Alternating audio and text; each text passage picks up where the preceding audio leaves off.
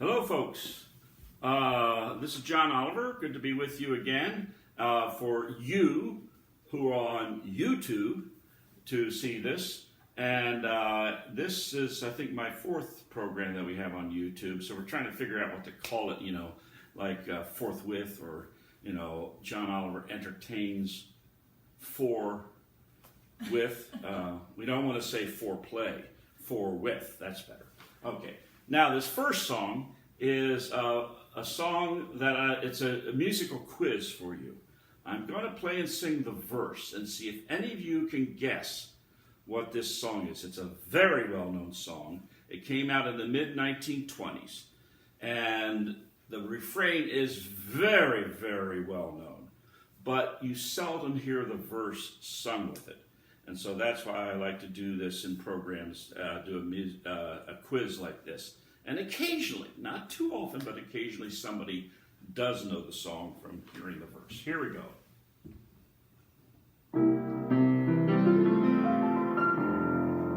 Everything went wrong, and the whole day long I feel so blue.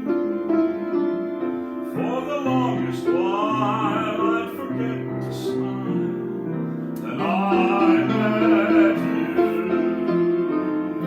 Now that my blue days have passed, now that I've found you at last. Okay, take a moment. I know Meg's trying to figure it out. She's over there working. I don't know if she knows that song from the verse. No, that's not the song, though. She wrote something down. But anyway, here is the refrain, and you're going to know this song. And again, you're welcome to sing along if you'd like to.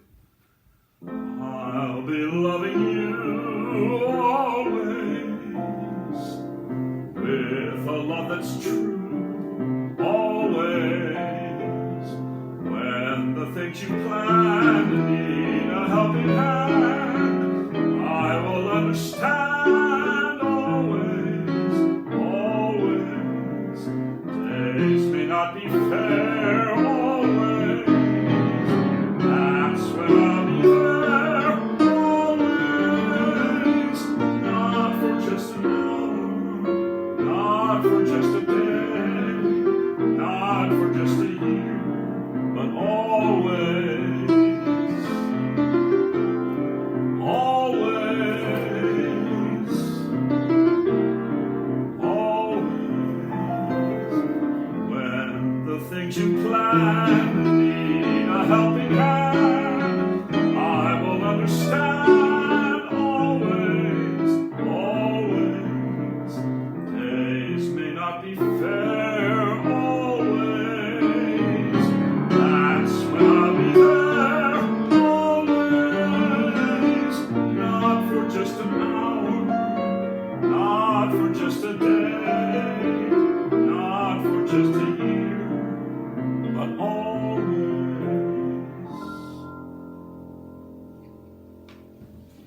And of course, that great song, Always, is written by Irving Berlin. Came out in 1925, I think. Excuse me. Now, Irving Berlin, one of our great songwriters for the American musical theater in the mid-20th century, and I've shared this in programs over time, how his family came from Russia in the late 19th century, and his family was quite poor, and so he had no formal musical training, and yet he had the gift to create songs, words, and music. And in fact, he taught himself to play the piano as time went on. One more song by Irving Berlin, and this is a great song, and it was featured in a movie in the mid-1930s called Top Hat that featured Fred Astaire and Ginger Rogers. So I believe you're going to know this song. Again, it was quite a popular song called Cheek to Cheek.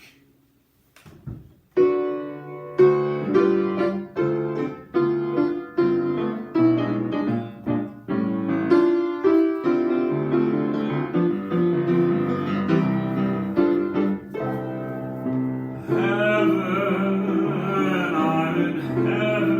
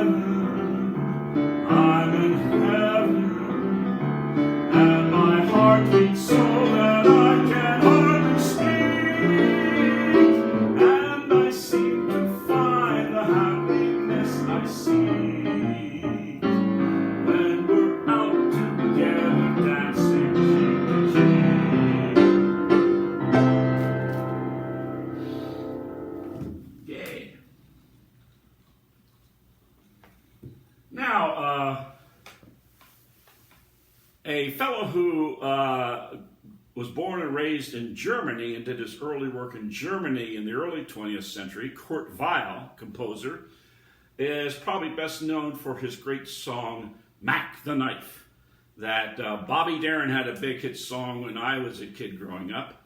And that's probably his most popular song, well-known song, from a show that actually Kurt Weill and Bertolt Brecht did in Germany. It came out in 1928, but it was revived in New York in an English language version off Broadway from 1954 through 1959. So it became very popular here in this country during the 50s. Well, probably Kurt Weill's second most popular song is one that he wrote for Broadway, because he and his wife, Lotte Lenya, got out of Germany in the early 30s when the Nazis took over, and they moved to Paris first, and then in 1935 moved to New York. And for the next 15 years until his death in 1950, Kurt Weill did the music for 9 Broadway musicals. And this is a song that's from a musical he did in the late 1930s called Knickerbocker Holiday, with words by Maxwell Anderson, and it's about a fellow who's in the autumn of his years, and he's looking back upon his life when he was young and what it's like now. It's called the September Song.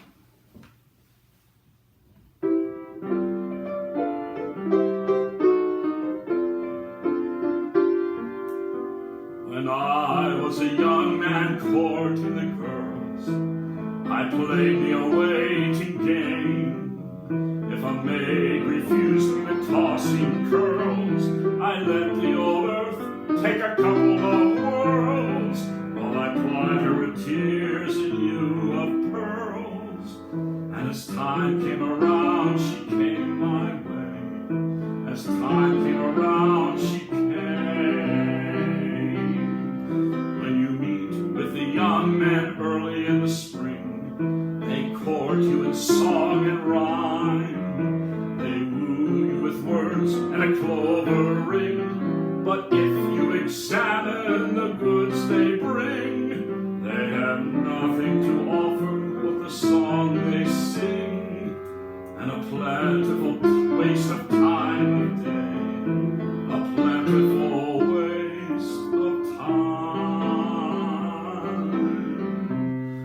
Oh, it's a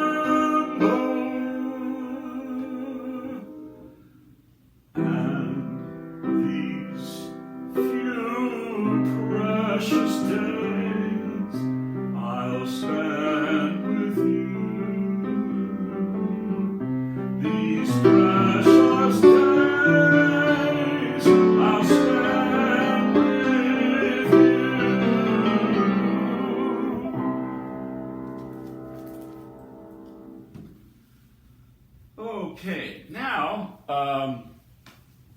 to a song by George and Ira Gershwin. And of course, their family, like Irving Berlin's family, came from Russia to New York in the late 19th century. And Ira and George were 2 of the 4 children, the 2 oldest. And Ira, born first in 1896, wrote the lyrics for his brother George's music. And what a great songwriting team they were. A number of hit shows and great songs in the 20s and 30s. And they had a great work called Porgy and Bess that was called a folk opera at the time. But now, in recent years, it's just called an opera. because that's what it is. And it's done all over the world. And in fact, this past season, it was featured at the Metropolitan Opera House in New York City. This is a song that George and Ira wrote for some movie in the mid-1930s. I don't remember the name of the movie. But it's called Nice Work If You Can Get It. Now, I think the Gershwins had great work, and I hope they really enjoyed it. I think they did, writing these great songs. And I have a wonderful job entertaining folks when I'm able to go around to retirement homes and do these programs, or via a recording like this. And but the Gershwins are talking about a different kind of nice work, if you get what I mean.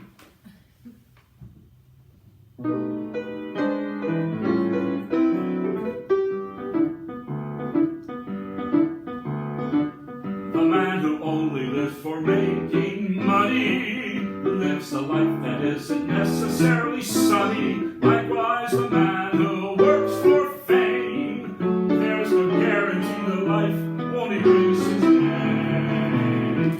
The fact is, the only work that really brings enjoyment is the kind that is for girl and boy.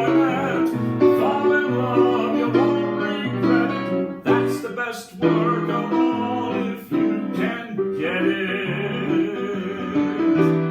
Holding hands at midnight, neath a starry sky. Nice work if you can get it. You can get it if you try.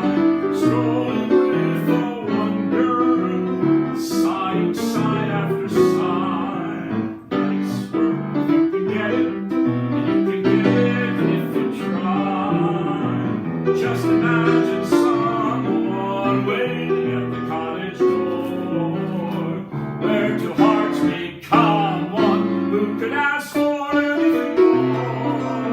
Loving one who loves you, and then taking that vow. Nice work if you can get it, and if you get it, won't you tell me how?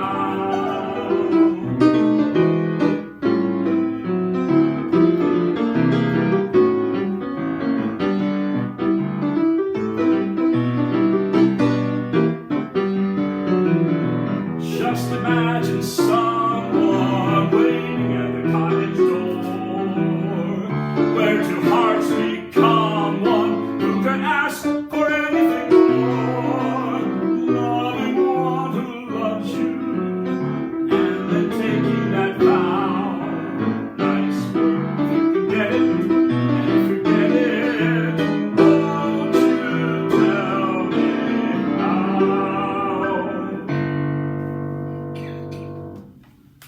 Okay. Now I'm going to turn to a couple of songs with music by Jerome Kern, one of our great composers for the American musical theater in the 20th century. And this is a beautiful song that he and Ira Gershwin did for a movie that came out in 1944. The movie was called Covergirl, and I think it featured Rita Hayworth. I'm not real sure about that. I've never seen the movie. But it's a beautiful song. Of course, Ira wrote the lyrics, and Jerome Kern wrote the music. It's called Long Ago and Far Away.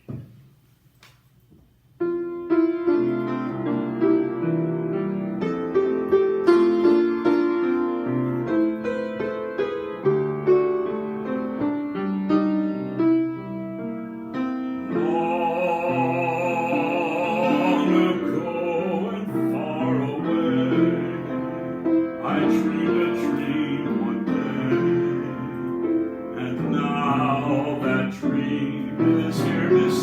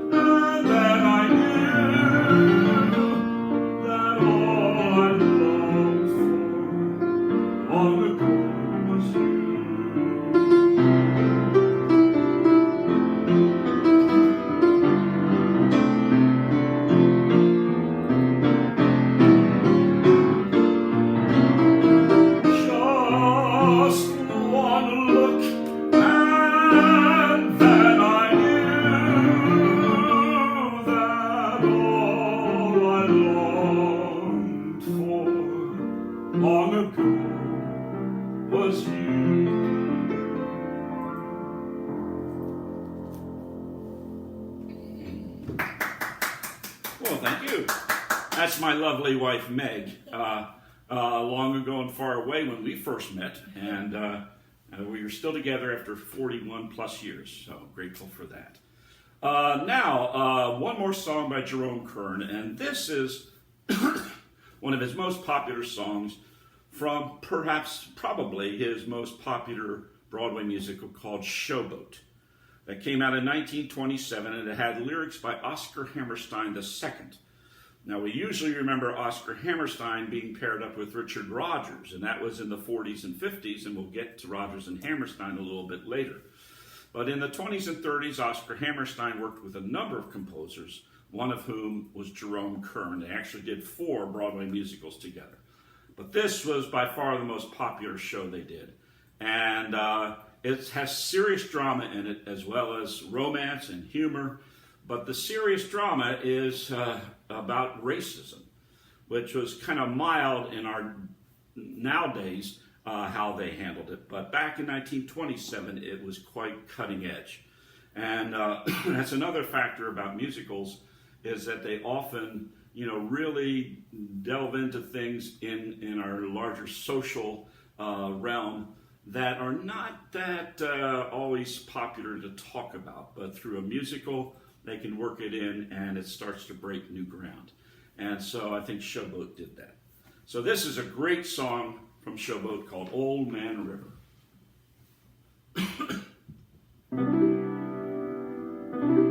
There's an old man called the Mississippi. That's the old man that I'd like to be. What does he care if the world's got troubles? What does he care if the land ain't free? Old Man River, that old man River, he must know something, but don't say nothing. He just keeps rolling, he keeps on rolling along.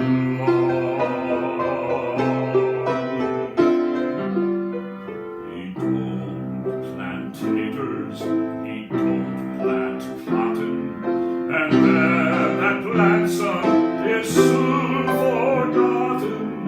But old man River, he just keeps rolling along. You and me, we sweat and strain, body all aching and racked with pain. Tote that barge, lift that bale, you get a little drunk, and you land in jail.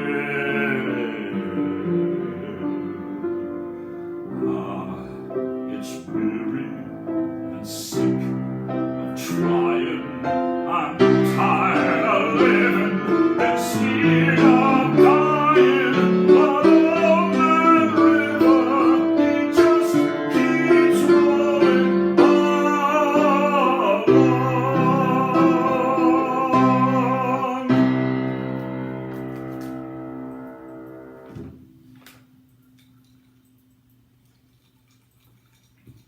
Okay.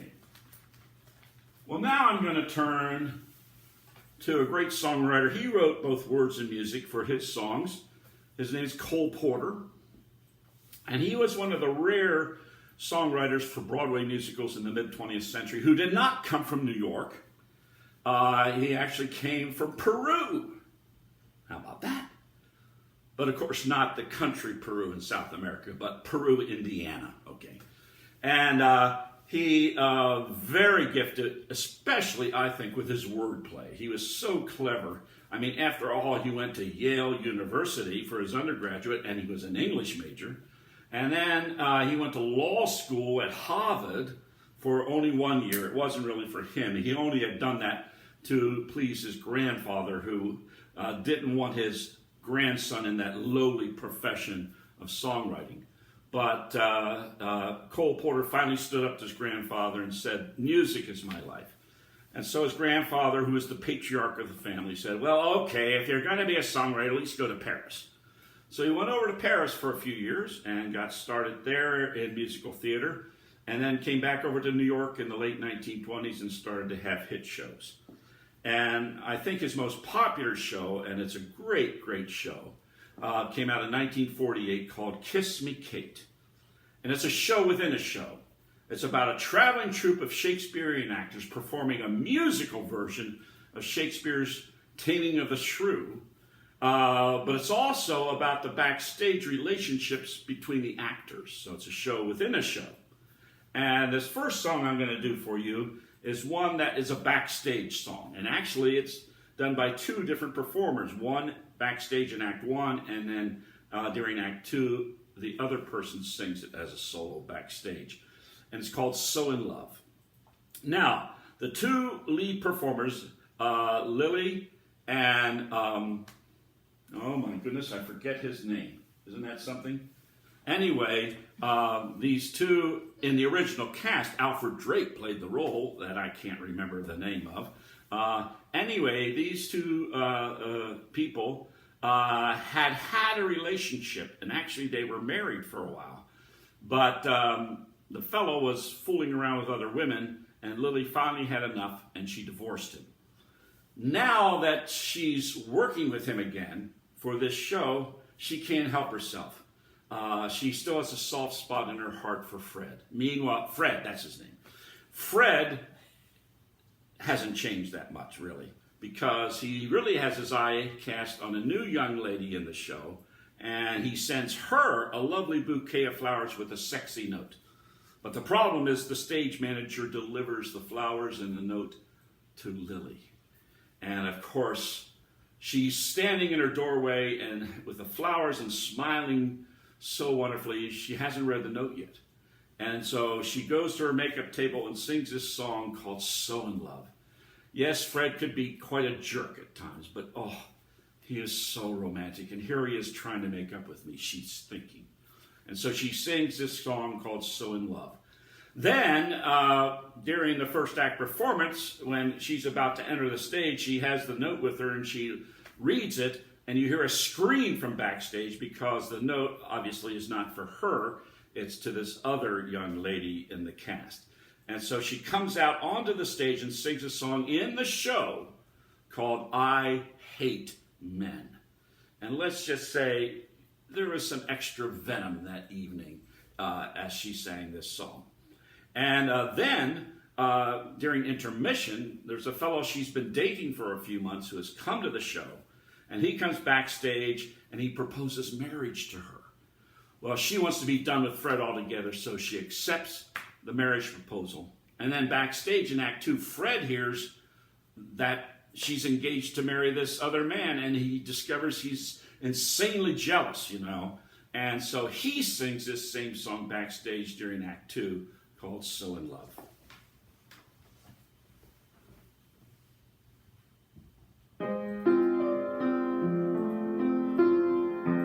Oh, I should say first, you might be wondering, do they get back together again? Well, this is 1948, so it had to have a 1948 style happy ending. They do get back together at the end of the show. And now whether they stayed together, we don't really know until the sequel comes out, which who knows when that'll be. Okay, here we go, So in Love.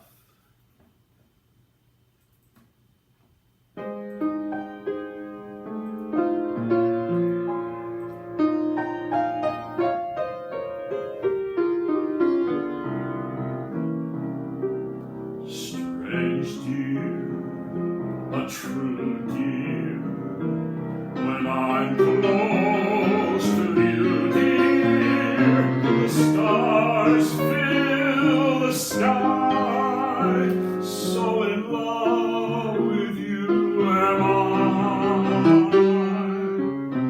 even without you, my arms fold about you.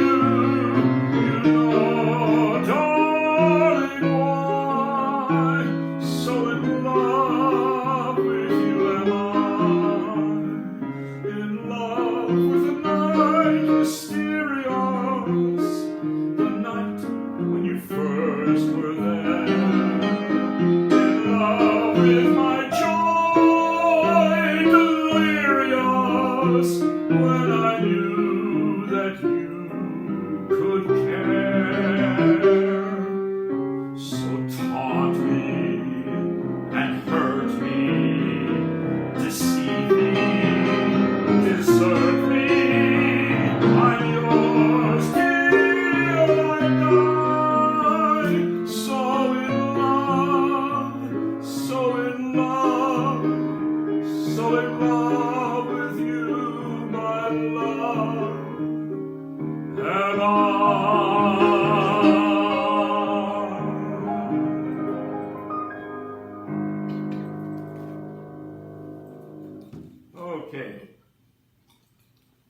So that song deals with the two stars of the show, Fred and Lily, and their backstage relationship. Now, there's another couple that were quite interested in their backstage relationship, and they are a couple. They're not married, but there's a romance between them. And the young lady's name, and I don't. Can you figure out why Cole Porter would give her this name, this actress, this name in 1948? Lois Lane. Because, sure, Superman was quite popular in the late 40s. And so she sings a great song in the show called I'm Always True to You, Darling, in My Fashion, which meant that if a wealthy gentleman comes along and asks her out for dinner and to spend the evening on his yacht, how can she refuse? So she's true to her boyfriend in her fashion. Now, her boyfriend loves to gamble, and he's amassed a sizable gambling debt, and there are these two gangsters trying to track him down and make him pay up, and they're roaming around backstage trying to pin him down, but he keeps getting away from them. And at one point in the show, these two gangsters wander on stage, and it provides these two gangsters with the opportunity I'm sure they have been waiting their whole lifetime for, to do a song and dance number, right? And this is the song and dance they do.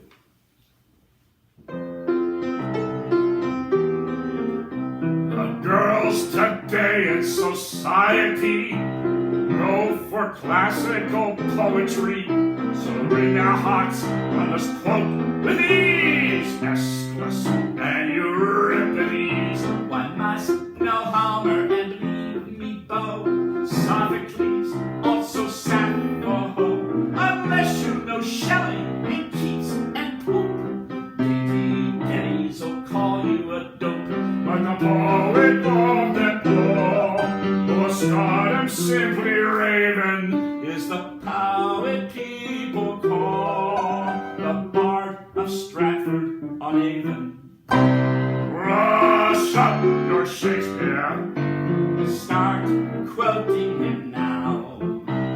Brush up your Shakespeare, and the women you will wow.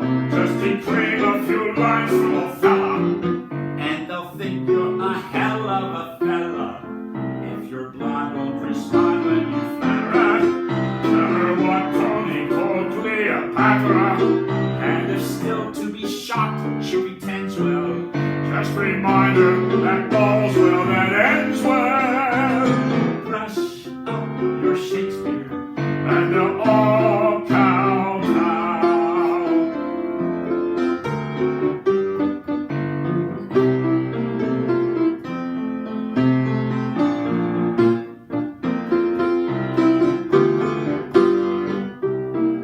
If you can't be a Hammond or Hamlet, they will not give a damn or a damnlet. Just recite an occasional sonnet, and your lap will have honey upon it.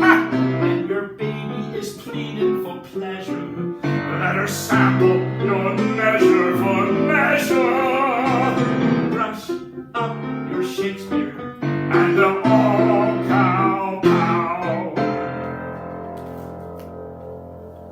Okay, I just gave you two verses today. Cole Porter wrote, I think, at least five or six verses to that song.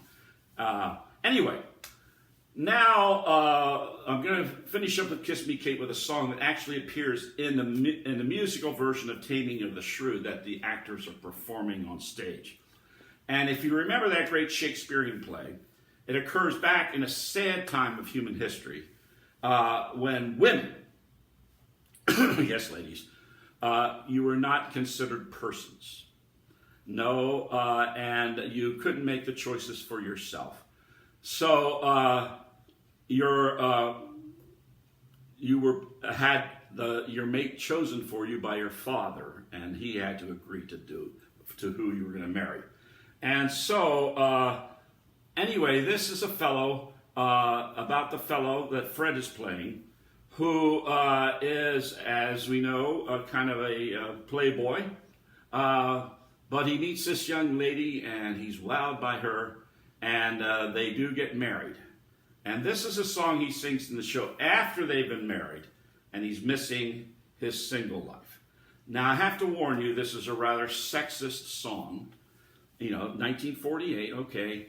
But remember, Cole Porter was rather advanced for his time. He gave Lily a song to sing in the show called I Hate Men, okay, which is a bit sexist.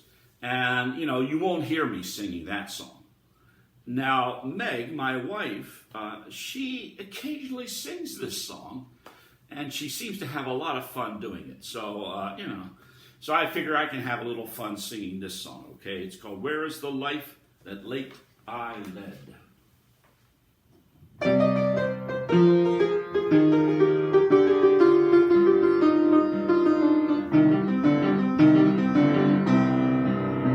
Since I reached the charming age of puberty, I began to finger feminine curls. Like a show that's typically Schuberty, I have always had a multitude of girls. And now that a married man at last am I, how aware of my dear departed past am I? Where is the life that late I led? Oh, where is it now? Totally dead. Where is the fun I used to find? Oh, where is it gone? Gone with the wine. Married life may all be well, but raising an heir could never compare with raising a bit of hell. Sorry, Pete, but first I said, where is the life that late on? And dear Milano, where are you, Momo? Still selling those pictures of the scriptures in the Duomo. And Carolina, where are you, Lena? Still getting your seats in the streets of Carolina. And in Firenze, where are you, Alice? Still there in your pretty palace. And sweet Lucrezia, so young and gay. What scandalous doings in the ruins of Pompeii. Where's the life that late I led? Where is it now? Totally dead. Where's the fun I used to find? Oh, where is it gone? Gone with the wine. Each day is quite alright. Yes, during the day it's easy to play, but oh, what a bore at night. So I repeat what first I said, where is the life that late on? Where is Rebecca, my Becky Vecchio? Could still she be cruising that amusing Ponte Vecchio? Where is Fedora, the wild Drago? It's lucky I missed her gangster sister from Chicago. Where is Venezia, who loved to chat some? Could still she be drinking her stinking pinky lasso? And lovely Lisa, where are you, Lisa? You gave a new meaning to the Leaning Tower of Pisa. But where's the life that late I led? Where is it now? Totally dead! Where's the fun I used to find? Where's it gone? Gone with the wine! I've often told of nuptial bliss, but what do you do at 1:45 with only a shrew to kiss? So I repeat the first I said, there is a life that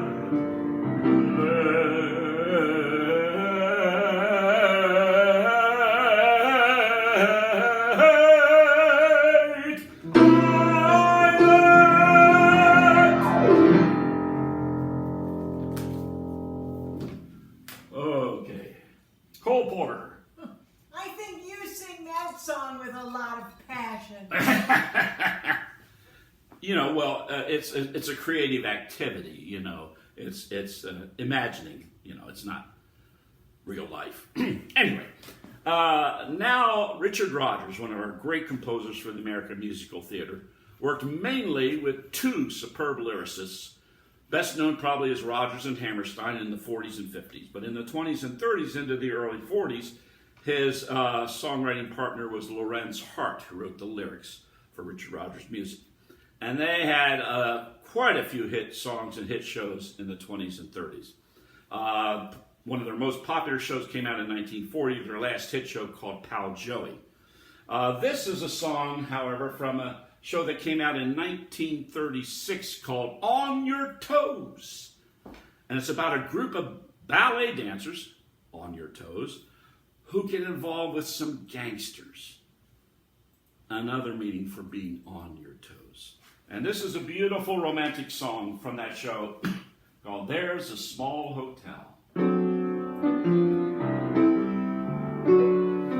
There's a small hotel with a wishing well. I wish that we were there together. There's a bridal suite, one room, nice and neat, complete for us to share.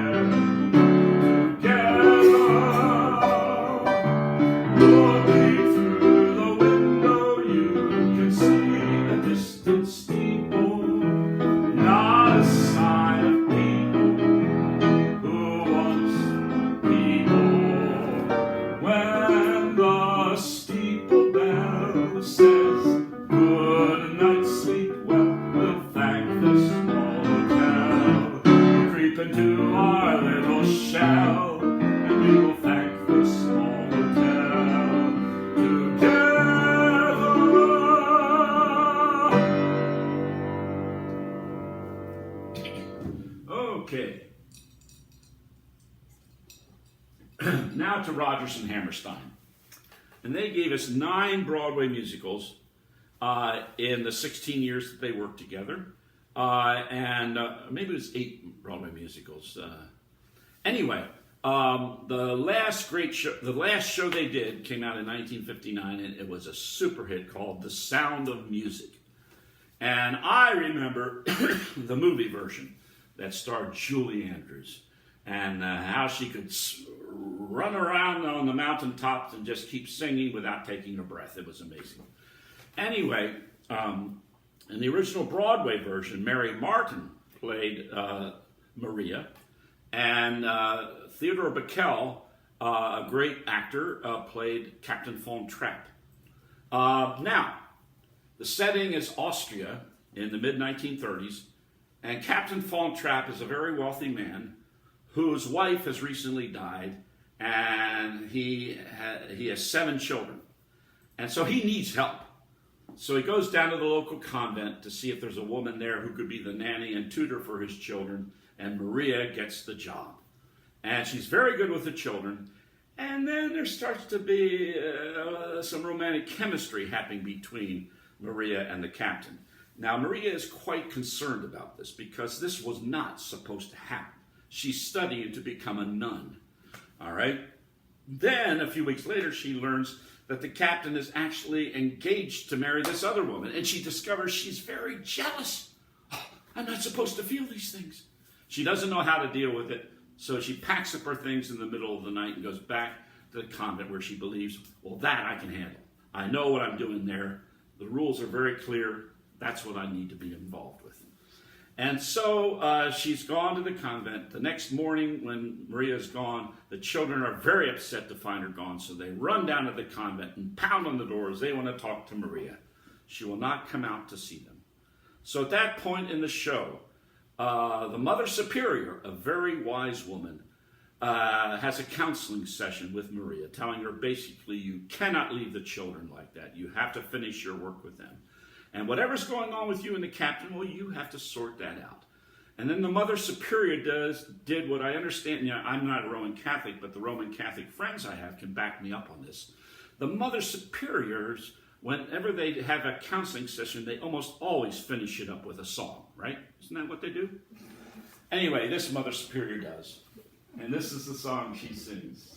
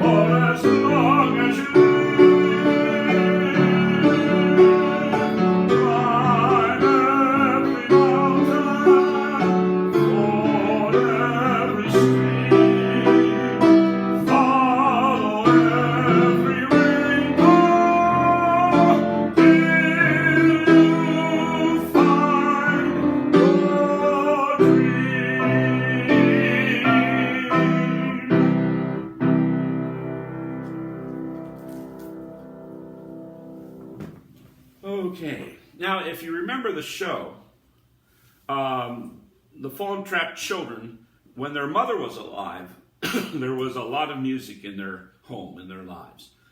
But after their mother died, Captain Fallen Trap, a stoic individual who did not want to feel his feelings, he had to be in control, he would not allow music anymore in the home because it brings out your feelings, and he didn't want to feel those feelings. Well, Maria brings music back into the children's lives, and they're thriving on it. And in a very moving scene, the children convince their father to sing again. And he gets his guitar out, and he sings this song to them that he had sung to them while they were growing up. He had sung it for years to them. A folk song, beautiful song called Edelweiss.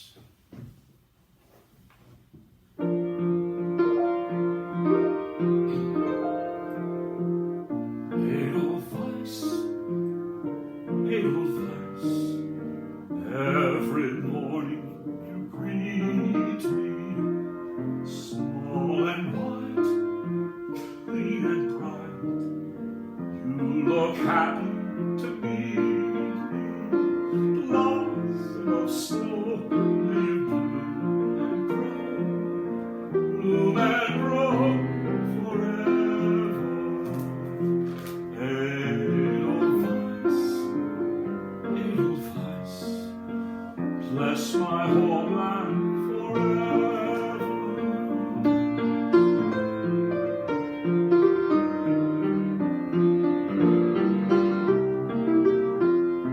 Small and white, clean and bright, you look happy to meet me. Blossom of snow, may you bloom and grow, bloom and grow forever.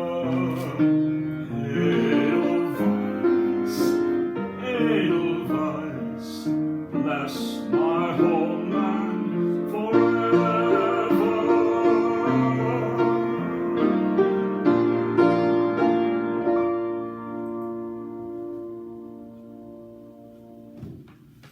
Okay, well, I'm going to finish up with a song by this British fellow named Andrew Lloyd Webber. And he's had some marvelous musicals. Joseph and the Amazing Technicolor Dreamcoat was one of his early ones in the 60s. He did a show called Jesus Christ Superstar, one called Evita. And in the early 1980s, a show of his came to Broadway called Cats. And it was very popular, and it set a new record for longest running Broadway musical. It ran for 15 years. Well, of course, he couldn't be satisfied with that. So another show of his came to Broadway in 1988.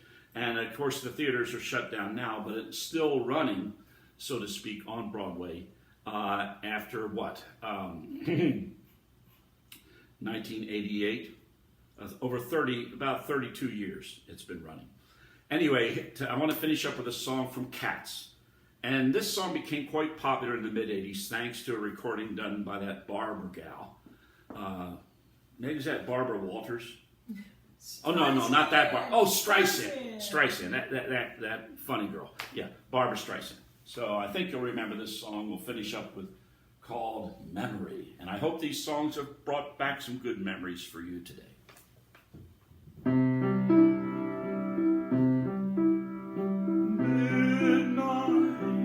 Not a sound from the pavement as the moon lost her memory. She is smiling alone in the lamplight. The withered leaves collect at my feet, and the wind begins to blow. Memory, all alone in the moonlight. I can smile at the old days. I was beautiful then. I remember the time I knew what happiness was. Let the memory live again. Every street. I'm sorry, let me begin that part again. Every street that seems to be a fatalistic warning. Someone mutters and a street lamp gutters, and soon it will be morning. Daylight, I must wait for the sunrise. I must think of a new life, and I mustn't give in. When the dawn comes, tonight will be a memory too, and the new day will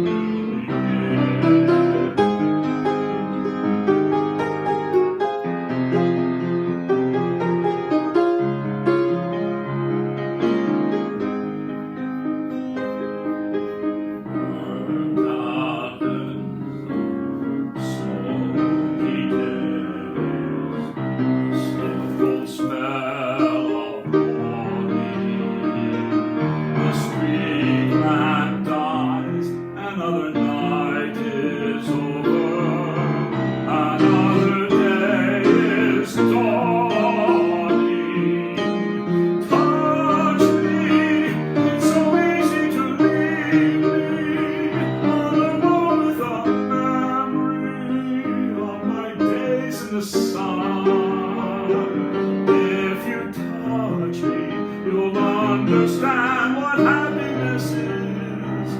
Look, a new day has begun.